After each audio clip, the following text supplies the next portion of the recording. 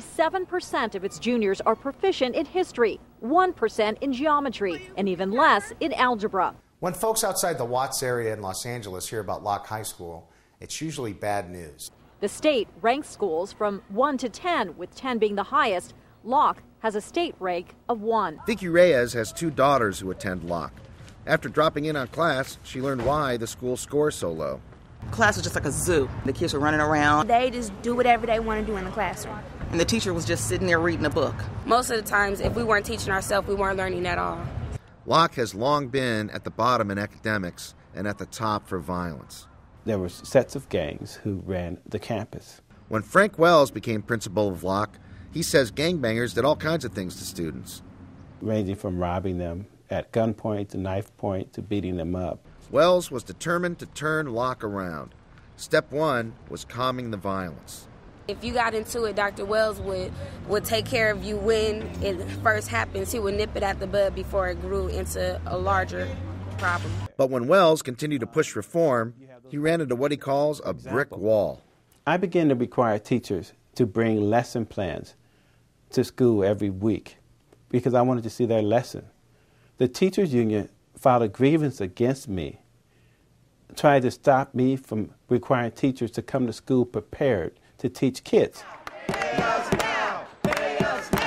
At this school board meeting, UTLA, the local teachers union, was protesting a payroll blunder in which teachers were paid incorrect amounts for several pay periods.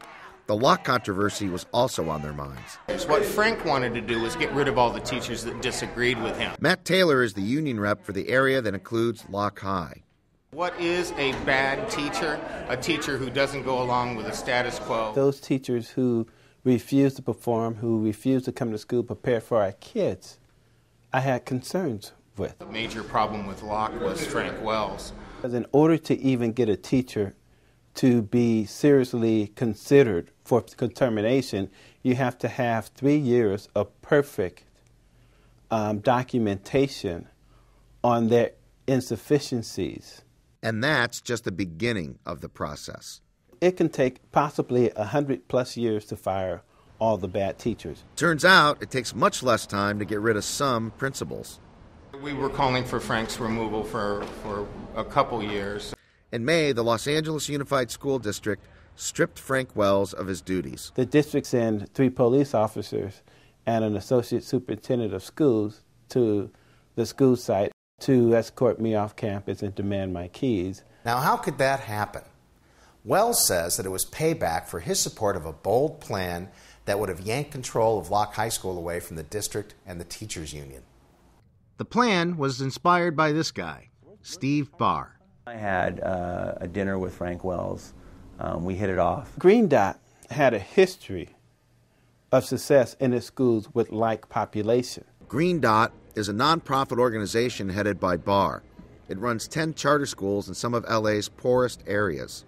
We go into areas, very simply, that have 60-70% dropout rates, and we reverse that achievement gap. We retain and graduate 80-90% of the kids that come in. Charter schools are public schools run by private companies or nonprofits like Green Dot.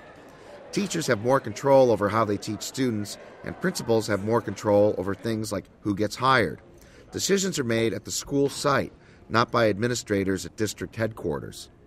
You got 30,000 people who work at LA Unified, for example, that don't work at school sites. They're not teachers, or they're not support people for teachers. Barr's office overlooks district headquarters, but he's not interested in paying for a skyscraper or lots of administrators. Instead, he pays teachers more. I want all the money at the school site, in the classrooms, paying the best teachers, giving them the best tools. At Green Dot, students are held to high standards, and schools are kept small to give kids personalized attention. The idea is to borrow what works in the most expensive private schools.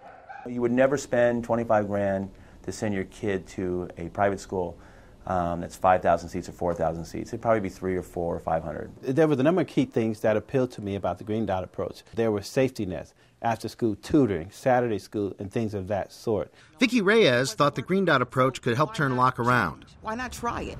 When something's not working in your life and you're trying to do something a certain way, you always stop and say, well, let me start over and do it, let's try another approach. 11th grader Nyla Kowich attends Green Dot's Oscar de la Hoya school. She transferred from a traditional public school, but still keeps in touch with friends there. If I tell them something like, oh, I'm learning about this, about that, like, oh, how could you get that? It's like really hard. And I'm like, well, not really, just like is how the teachers explain it and everything. Nyla says there were lots of gangs in her old school, but not here. There's no gangs here. It's really hard for us to have a gang if anybody wanted one. And I don't think anybody would want one because everybody knows each other well. At first, Nyla didn't want to transfer schools, but now she's glad her mom convinced her to give Green Dot a shot. It's really sad that these parents have been manipulated by snake oil salesmen like Steve Barr. But Steve Barr has plenty of critics. Who feeds at the trough of public education and is nothing but a vampire. For instance, union leaders see his charter schools as a threat to the traditional public school system. Private schools and charter schools can cream from the top. They can also get rid of any child that they want to. Public school can't. We never kick kids out of school. Actually, public schools can opportunity transfer and kick kids out of school. Our mission is we never do that. His model disrespects teachers. I'll give up on a teacher faster than a 14-year-old kid. They lose a lot of their rights as teachers. We don't build the schools for the teachers. That's the big disconnect. As you saw in the board meeting, the president of the teachers union, you just walk up and take over a microphone. To take this anymore.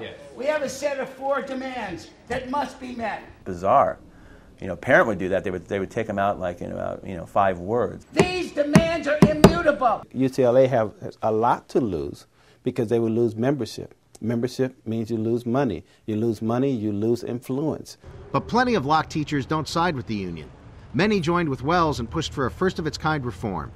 They wanted Locke to break free from the district and transform into a cluster of small Green Dot schools. To do that, they would need a majority of Locke teachers to sign on to the plan. Within 3 or 4 hours, the teachers went and after school got the majority of the teachers to sign this thing, and Locke High School was in play. That's when the district struck back and turned Principal Wells into former Principal Wells. Vicki Reyes couldn't believe it. It was terrible. And it had an impact on the children, which made the children kind of like go into a frenzy. They just went crazy. The school had a riot the next day. This is somebody that finally cares about them. When they was taking Dr. Wells off the campus, I started crying because I felt like, what is this school going to be without him? For the rest of the year, Wells was ordered to report to a district office. They gave me a cubicle next to the restrooms at $600 a day to sit and do nothing. The post-petition fallout continued. The school district and the teachers union called mandatory meetings, one after another, over the next week with misinformation campaigns. If you ask too many questions at a Green Dot school, you're just not hired back for the next year. Frankly, if I was sitting in the room, I would rescind my signature after hearing some of these things. 17 teachers did rescind their signatures, but eventually Steve Barr convinced them to sign back on. With a majority of Locke teachers on board with the conversion, green-clad Green Dot supporters and red-clad union supporters packed the school board meeting. Would Locke break away from the district? I am appalled at a board, a new board, that is willing to just say, give the children away. The final decision was up to the newly elected school board. I'm supporting this charter today, which seemed just as divided as the audience. Because I'm not sure what tomorrow looks like, but I've had enough of yesterday. The teachers union president argued that Green Dot supporters didn't follow the right process. This is a bad precedent for a public body to set. Thank you, Mr. Bucket.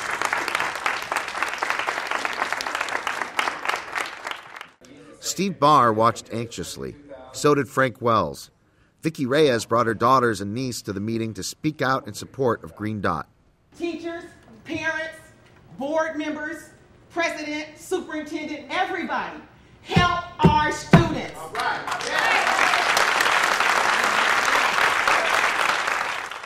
After hours of debate, the vote finally came. Would Locke be set free? Great things, yes.